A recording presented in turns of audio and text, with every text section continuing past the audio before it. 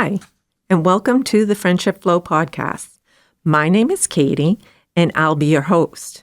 My hope is to create a space for women entering their wisdom years to learn about friendship from all their own personal experience and create the circle of friends they desire and deserve. I hope to explore this subject with you so that you can explore what friendship means to you in your life. I created a 5-step approach to accomplish just that. 1, self-awareness. 2, connection. 3, boundaries. 4, growth. And 5, joy. Each episode, we will dive deeply into the steps and how to use them.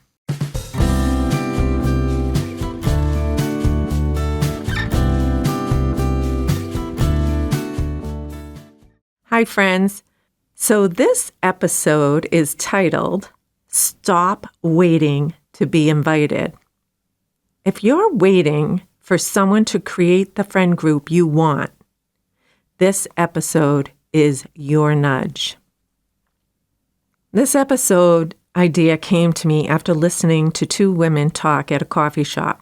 I wasn't trying to eavesdrop, but you know when you can't help but overhear something that feels like you could jump right in and be part of the conversation? They were talking about not feeling like they really had a friend, that solid ride or die friend. And the friend groups they belonged to, they really didn't feel a part of, even though they showed up and tried to participate. So I did listen to them for a little while, and one of the girls in particular was talking about how hard she was trying, and she was going to things and getting herself out there, but she just wasn't finding her group. And she's kind of new to the community, it sounded like. The other girl was agreeing with her and added a few ad-libs of her experiences as well. So it really hit me. They talked about showing up and trying, but somehow still didn't feel chosen. It made my heart ache a little. How can we get to that place where we feel we count and we are seen when we just don't? What surprised me wasn't that they felt lonely. It was that they were at an age, they were old enough to have done the work, to know themselves, to have lived a little, and yet they still didn't feel chosen. So that brought me to a few questions. What actually makes someone feel like they belong? Is ride or die realistic? Do we build that, or does it just happen? Are we waiting to be chosen instead of choosing? What if the friend group you're craving doesn't exist yet, and you are the one that needs to create it? So let's unpack this for a minute. As we age, I like to think we've done some of the work that granted us some wisdom from all the lessons over the years. When we get to that certain age, we tend to be less tolerant of surface level connection. We're more protective of our time. We tend to have fuller lives, and we're more aware of what we don't want. There's also this cruel cultural story that says by a certain age, you're supposed to have your people, that tribe, that full friendship circle. But we know this isn't accurate, or there wouldn't be so many suffering from loneliness. And there is. In this country in particular, there has been study after study about loneliness and feeling like you matter. And I think we need to learn to do something about it. There's something especially tender about feeling like you're almost part of something. You're invited, you're included, you show up, you try, and yet you don't quite feel seen. You don't feel essential. You don't feel chosen. And that's the heartache. Because at this stage of life, we're looking for more than acquaintances. We're looking for resonance, for that exhale when you sit with someone and don't have to perform. for someone who notices when you're quieter than usual, for someone who checks in. And here's where it gets complicated. As we age, we become more discerning. We don't want surface level connection anymore.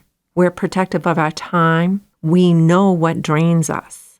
We know when we feel like we're performing. But discernment can sometimes look like distance. Protection can sometimes look like passivity. And wisdom can make us slower to risk. Because building something real requires going first. It requires saying, I want more. I miss depth.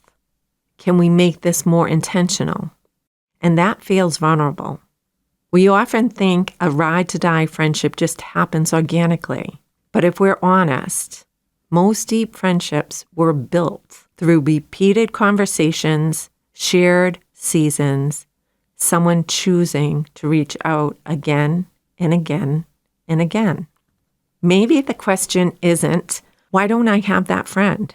Maybe it's, where am I willing to be chosen instead of choosing?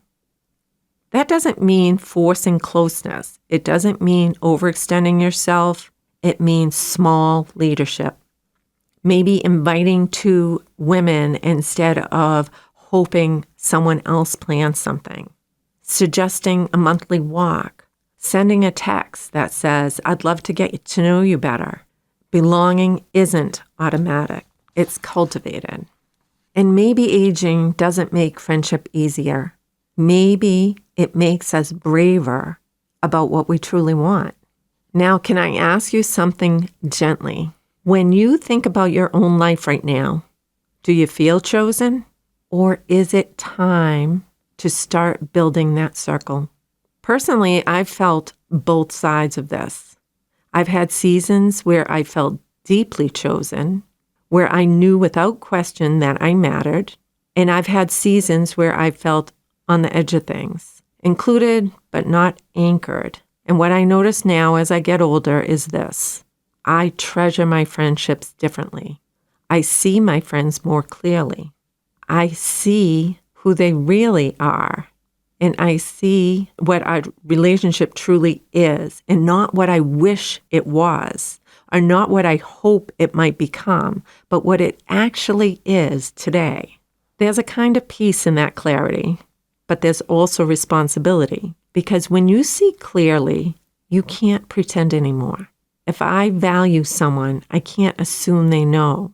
If I want the friendship to stay alive, I can't wait for it to maintain itself. I have to participate in keeping it alive. And that's the shift. When we're younger, friendship feels so automatic. You know, you're in school, you're in a class with people, you're learning the same things, you're talking about the same things. When you get older, it's a little bit different. I find myself being more proactive now, reaching out, planning ahead, following up, circling back, and not from desperation, but from appreciation.